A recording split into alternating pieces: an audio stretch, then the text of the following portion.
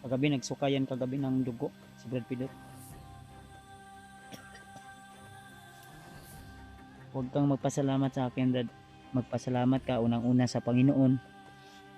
Pangalawa, dun sa mga taong laging nanalangin para sa kaligtasan natin. So yun, isang mapagpalang araw sa inyo lahat mga idol, mga tol. Welcome back ulit sa ating YouTube channel at saka sa YouTube channel ni Brad Pitt.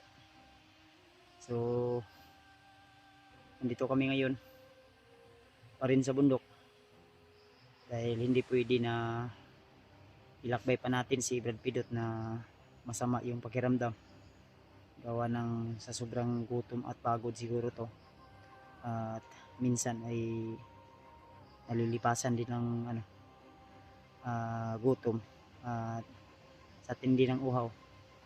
Kasi ang sabi niya sa akin ay nakakakain siya pero ano lang, limited ba yung kain niya.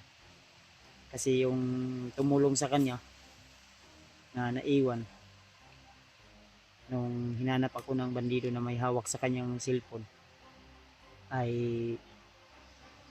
kumbaga minsan lang din makakalapit dahil nga nandun yung commander nila. Kaya ngayon ito na yun, may pikto na yung pasmo niya siguro. Kaya pinipilit ko na gamutin siya, tol. At hindi pwede na iano natin agad. Kasi di natin alam kung ano po yung mangyayari sa tuwing nandiyan kami sa sa mga kalaban. Kaya minto muna ako dito kami. At si Prepidot ay nandun sa unahan mga tol. Napahinga ko. At mamaya siguro saka okay na yung pakiramdam niya. Kasi yung ginawa ko, tol, ay yung isa kong sanina ay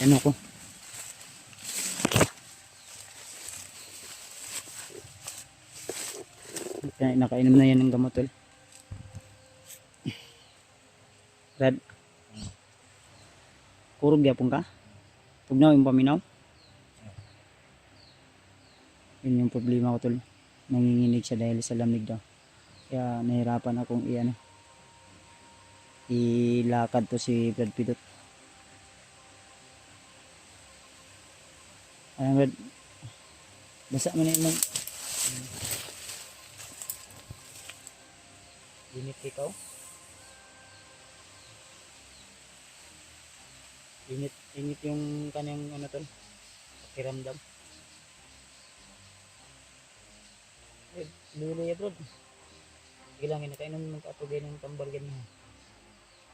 Sinuli-ulian na, lakaw pa. Kaya nga pala mga tol, yung tumulong sa akin na yung humawak sa kanyang cellphone, sa cellphone ni Brad Pitt, ay may usapan kami noon na hintayin niya ako doon sa aming mistihan ba o napalipas kami ng gabi.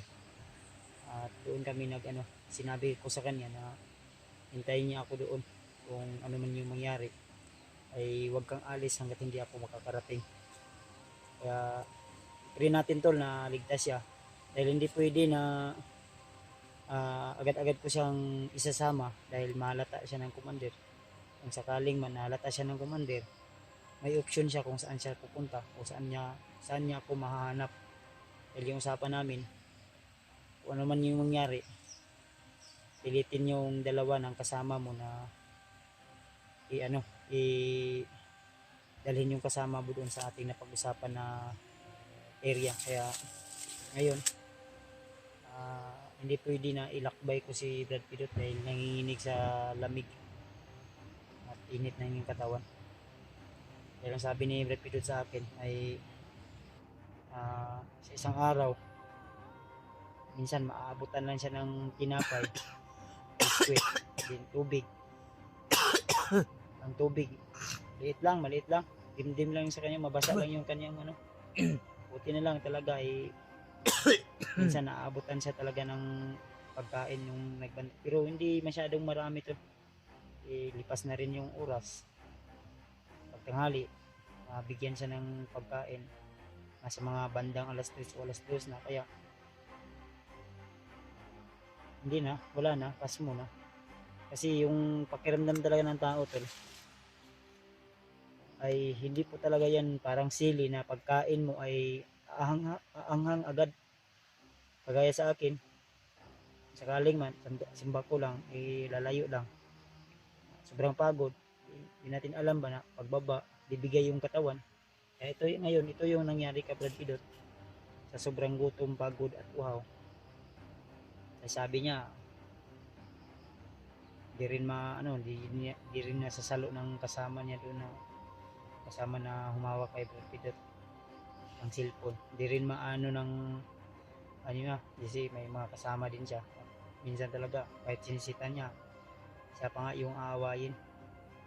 Yun yung sabi ni Brad Pidot. Awa din si Brad Pidot nun sa Kaya sana tol yung dalawa na gustong tumulong o magbagong buhay kay Brad Pidot na tumulong o magbagong buhay sila. Sana dalawa sila na makakapunta doon. Kaya pagpasensyahan nyo na, hindi ako agad-agad makapunta doon. At sinabi ko naman doon sa kanya na kay Buddy na huwag kang umalis kung nandun ka na. Hintayin mo lang ako at lagi kang magmasid sa bawat paligid mo. Para ayot ng minsan. Kaya may butang pa ako sa mulo. Wala naman mo ko init. Tugnog yapon ka. Uga nagainin ko uga Mura biyag ka ulan nun.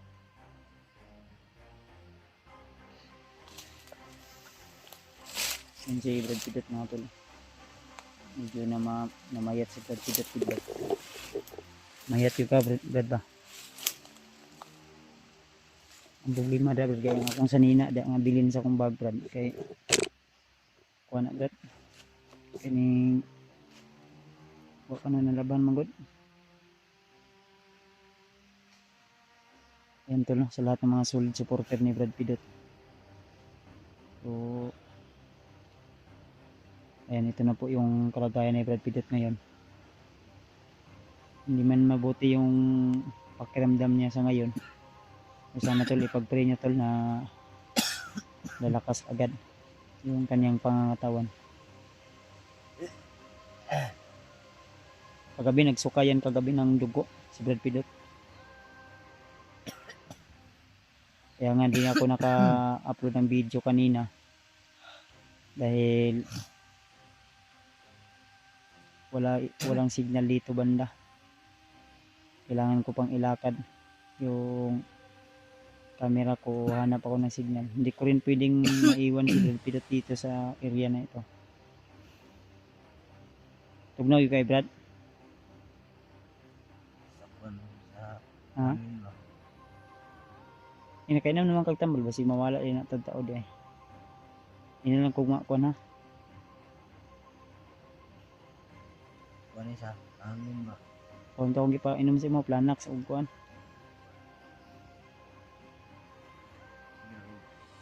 Pasarag taon doy. Okay na pas mo ng Planax. Amon doy mo. Badala sa cover di kuan. Bandido magagunit no. Tungaon. Ilang sa istorya sa aning kamot niya ampo umay mo. Team na panalangin lang. So, yun talaga mga tol. Mamasi din ako sa buong paligid mga tol. Dahil hindi pwede na nakatuon lang yung butin lang dito sa napagpwestuhan ko mga tol ay medyo talaga masukal. Talagang sinadya ko na dito kami talaga hihinto ni Brad Pidot. Kanina may dumaan. Then nagtago lang talaga kami at nagbamasid lang ako sa paligid. Hindi ko na lang ginalaw para na rin safety din po kami kasi baka kung function ni Brad Pidot mabinat ba.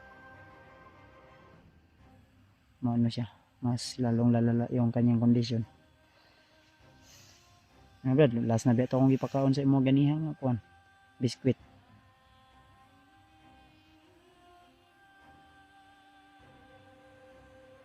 Yan. Ha? Ha? Ulcer na ba? Sige lang. Maningkamot na makagawas na dayon. Madala na to itong kuan, bandido nga kuan. Ako hindi ko inisip yung Brad na makauwi ako sa karawan ko, pero kailangan bababa tayo. Anong pizza na ngayon? Hindi ko alam kung anong pizza na ngayon. Siguro i-comment niyo po tol. I-comment niyo nga ngayon kung anong pizza na ngayon para malaman ko, dahil yung birthday ko October 14. At kailangan din na hindi pa October 14 ay makauwi na ako para i-celebrate namin ni Brad Pidot. Lalakas ka Brad, huwag kang mag-alala Brad, pinapanalangin ko yan Brad na lalakas ka. Bago ko pinainom yung gamot sa'yo kanina, huwag kang umiyak. Lagi mo lang isipin, nandito lang ako. Huwag kang umiyak, nandiyan mo mga supporter, tagahanga, suporta natin. Mahal ka namin, huwag kang magpadala sa emosyon. Iano mo lang yan. Ganyan naman talaga yung buhay. Hindi ka naman pabigat, kagabi ka pa nagsabi sa akin eh. Nagkakataon lang na tol. Talagang di maiwasan. Kahit kaano tayo kagaling. Huwag mo intindihin yung Brad.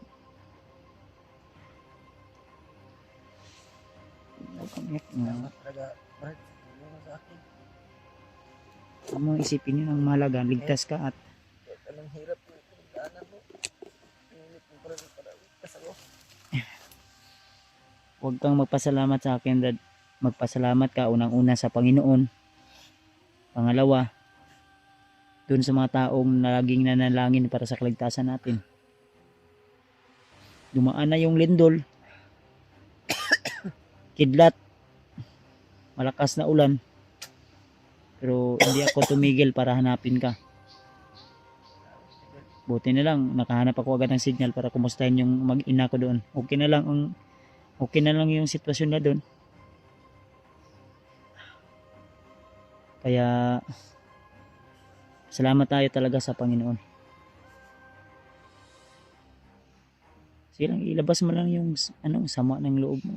Gaganti tayo Brad sa mga ginawa nila sa'yo. Hindi pwede na magpaapi tayo. Timpogi tayo yung malalakas. Kung iiyak ka dyan, masisira yung kagupuhan mo. Hindi lang talaga mapigilan, Brad. Kasi naawa rin ako sa pangulong sa akin. Wag mo muna yang isipin. Ang isipin mo, makababa tayo. Iniisip niya kasi to. Iniisip siguro ni Brad Pidot na siguro, hindi ko alam kung ano talaga yung emosyon niya. Kasi naiyak siya. Kasi siguro saya lang siguro. At sino naman siguro tol. Hindi siya nakakapaniwala ba na maliligtas pa siguro siya. Basta Brad, doon ka magpasalamat unang-una sa taas, sa Panginoon. Pangalawa, sa lahat ng mga supporters natin, taga-suporta na laging nakaabang sa ating mga video, nagdarasal. Lalong-lalo na sa taong tumulong na gustong tutulong sa iyo, na nakumbinsi mo. Mas hanga nga ako sa iyo dahil nakumbinsi mo yung tao na tulungan ka. Tulungan mo rin. Yun yung gusto ko rin na, kasi pinaano ko yun, sinabi ko sa kanya na tutulungan mo kami, tutulungan ka rin namin. Pangako yan. Once na magbitaw ako ng salita, tutuparin ko yan. Sila Brad rin ngayon at si Brad Dave nangangailangan ng tulong ko, pero sinabi ko naman sa mga supporters ko tol. Sinabi ko naman sa mga supporters ko, lalo na kayo dyan na nanonood ngayon, na iisa lang po yung katawan ko, hindi po dalawa. Kasi hindi kailanman naging dalawa yung isa. Talagang iisa lang. Hindi rin ako robot. Ah, parang may dumaan na naman dad. Kung ay paluya-luya diya. Check siya na ako brad ha. Kung may mga boses na naman.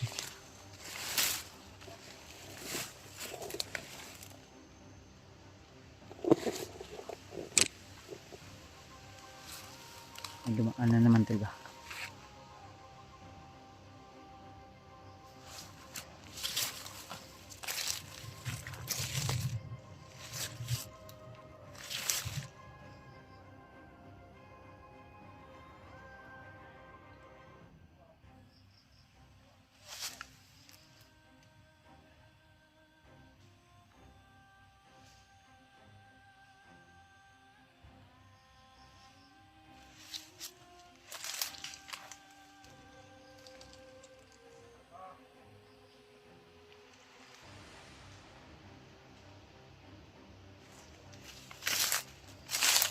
Kelaban kan, kan?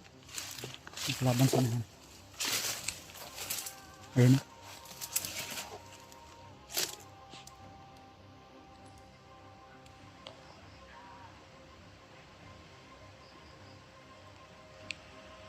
Sanahan. Sanahan tuh. Red. Ang dami na naman. Kaya na may bakas. Ha?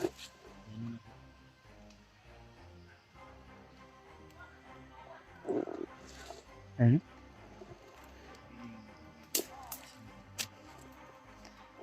Di ako kaya kung makipaglaban. Ang sa akin na ikaw ba baka mabinat ka. Pero kaya nimo baktas alalayan ti kaon sa man. O balag di ti ka alalayan ibaktas lang nimo na. Balinta. Dili pwede ano ta dito. Matrap tayo dito. Ha?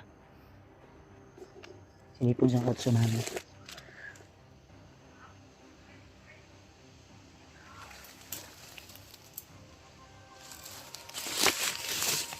Silipin ko muna pala.